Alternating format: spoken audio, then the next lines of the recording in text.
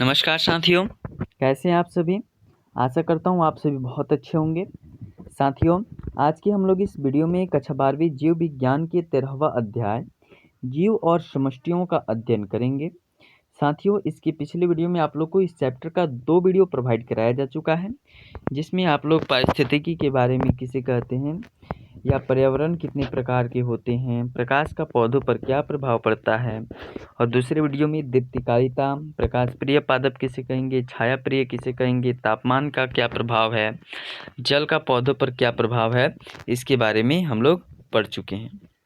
वायु गति के बारे में आज के हम लोग इस वीडियो में पढ़ेंगे और यहाँ तक आप लोग को वायुमंडलीय गैस के भी बारे में बताया जा चुका था कि कितना प्रतिशत कहाँ पे कौन सा गैस है। चलिए, अभी की इस वीडियो में वायु गति के बारे में अध्ययन करेंगे कि वायु गति किसे कहते हैं। बोला जा रहा है कि वायु की जो गति का जो प्रभाव है वह पादपों की आकृति एवं वितरण पर प्रत्यक्ष या अप्रत्यक्ष रूप दोनों रूप से क्या करता है, पड़ता है। और तेज वायु के द्वारा मृदा अपरदन भी होता है, अधिक वाष्पोत्सर्जन भी होता है और पौधों का टूटना, पौधे कितने टूट भी जाते हैं, ये सभी प्रमुख कारण हो जाते हैं। और वायु परागण तथा फलों में बीजों का प्रकीर्णन में भी सहायता करता है। चूँकि इससे नुकसान भी हैं वायु जब तेज गति से चलता है तो, लेकिन इससे कुछ फायदे भी हैं कि जो पुष्प का जो परागण होता है वह एक से दूसरे पे चला जाता है, जिसके कारण वह क्या करते हैं, फल का निर्माण कर पाते हैं।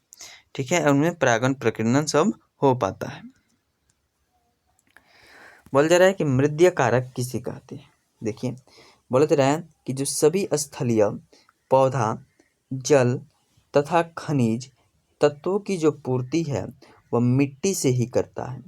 कोई भी जो स्थलीय पौधा है जो जमीन पर उगता है, जल में उगता है, वह जल तथा खनिज तत्वों की जो पूर्ति है, उसको जल, पानी और खनिज तत्वों की जो पूर्ति है वह कहाँ से होती है, मिट्टी से ही होती है।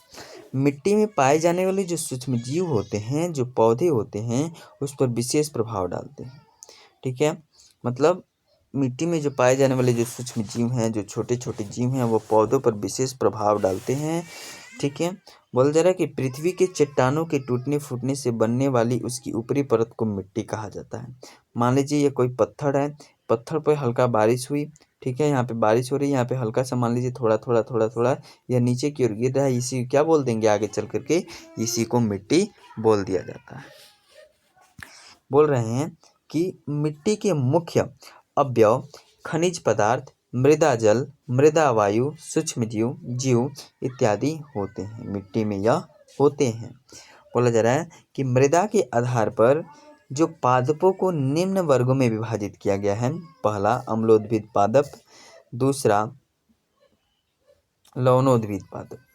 पहला अम्लोद्भिद पादप किसे कहते हैं कि वैसा पौधा जो अम्लीय मृदा में उगे, जो अम्लीय, जहाँ की मिट्टी क्या है, हल्की खट्टी है, अम्लीय है, वैसी जगह उगे उसको अम्लोद्भिद पादप कहते हैं। और वैसे पादप जो लवणीय मृदा में उगते हैं उसको लवणोद्भिद पादप कहते हैं। बालुकोद्भिद पादप, तो वैसे पादप जो चट्टानों की दरारों में उगते हैं उसे बालकोद्भिद पादप कहते हैं। चट्टान मतलब यहाँ पे चट्टान है और यहाँ पर भी क्या है, चट्टान है, तो यहाँ पे जो दरारें बच जाती हैं, यहाँ पे कोई पौधा उग जाता है तो इसको क्या कहते हैं, तो इसको बोलते हैं कि बालकोद्भिद पादप, इसको बोलते हैं जो चट्टानों की दरारों में उगते हैं। बोल जा रहा है कि अजीवीय कारकों की प्रति अनुक्रिया किस प्रकार होती है।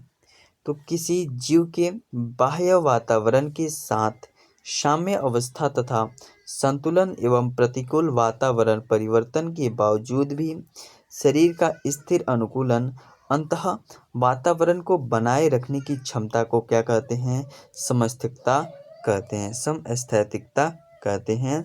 और बहुत से जीवधारी अपने शरीर की स्थिति बनाए रखने में सक्षम नहीं होते हैं। तनावयुक्त वातावरण या अजैविक कारकों से निपटने के लिए ये जीव निम्न क्रियाकलापों का सहारा लेते हैं।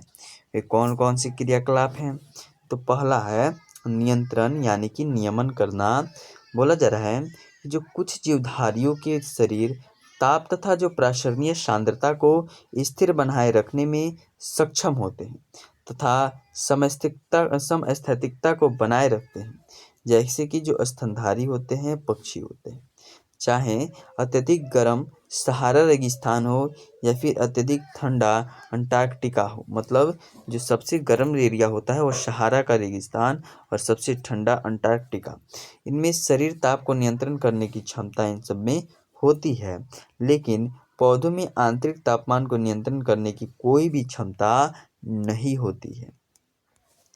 बोला जा रहा है दूसरा, संरूपण रखना, अर्थात लगभग जो 99% जीव या उससे अधिक एवं पौधे किसी स्थिर अनुकूलन अंतः वातावरण को बनाए रखने में सक्षम नहीं होते हैं तथा उनके शरीर का तापमान जो होता है वो परिवेशी तापमान के अनुसार क्या होता है, बदलता रहता है और इसमें ताप नियंत्रण क्रियाविधि का भी अभाव होता है।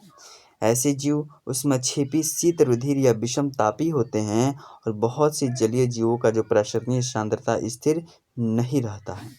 जल की सांद्रता बदलने के साथ इनके शरीर में तरल की सांद्रता भी परिवर्तित होती है।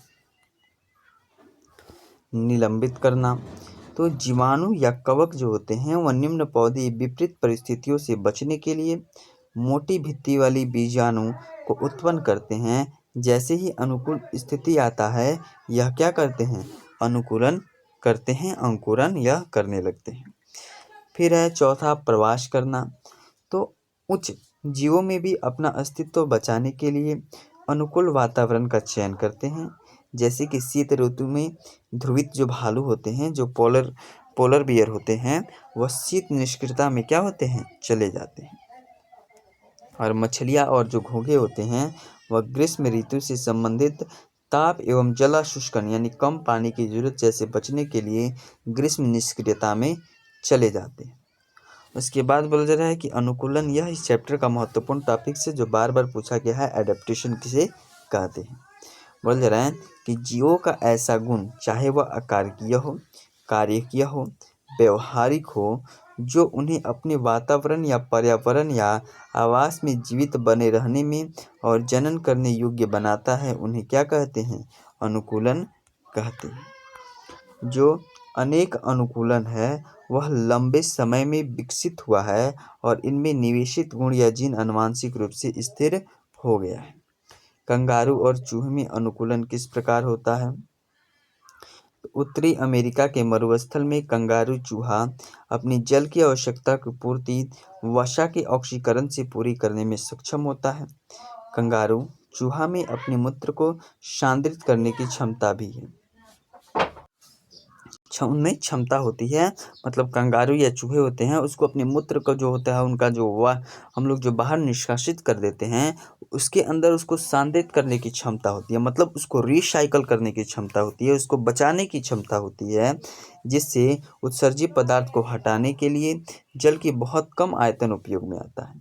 मतलब जो कंगारू और चूहे होते हैं, या मान लीजिए मरुस्थल क्षेत्र में रह रहे हैं, तो ये क्या करते हैं, इनमें इतनी क्षमता होती है कि यह जो अपना जो पानी यह पिए रहते हैं, उसके जो इनके मतलब बॉडी से जो वेस्ट हो जाता है, मतलब उसको बाहर निष्कासित किया जाता है, जिसे मूत्र बोलते हैं, उसको यह फिर से एक बार उपयोग कर सकते हैं, इसको सांद्रित कर देते हैं, रिसाइकल कर देते हैं। मरुस्थलीय पादपों में अब अनुकूलन किस प्रकार होता है, इस बारे में चर्चा करेंगे। चलिए इसके विषय में चर्चा कर देते हैं, उसके बाद हम लोग अगले वीडियो में चर्चा करेंगे। बोला जा रहा है कि मरुस्थलीय पादपों में अनुकूलन किस प्रकार होता है। यह भी महत्वपूर्ण है कि जो अनेक मरुस्थलीय पौधे की जो पत्तियों की सतह पर मोटी उपत्वचा यानी कि जिसे क्यूटिकल कहते हैं वह होता है, और अनेक धसे हुए रंध्र यानी स्टोमेटा गहरे गर्त में व्यवस्थित होते हैं, उसके अंदर व्यवस्थित होते हैं, जिससे वाष्पोत्सर्जन द्वारा जल की कम हानि होती है, जिसे कैक्टस आप लोग बोले मरुस्थलीय वाला है। और कुछ जो मरुस्थलीय पादप जैसे कि जो नागफनी होता है, जिसको ओपनशिया कैक्टस इत्यादि में पत्तियां नहीं होती हैं, बल्कि यह पत्तियां कांट में रूपांतरित हो जाता है और प्रकाश संश्लेषण का कार्य चपटे तनों के द्वारा होता है। अभी आप लोग को इसके बारे में बता चुके हैं। चलिए अभी के लिए बस इतना ही रन दे रहे हैं, और अगले वीडियो में ठंडे जलवायु वाले स्तनधारियों में अनुकूलन किस प्रकार होता है इस विषय में चर्चा करेंगे।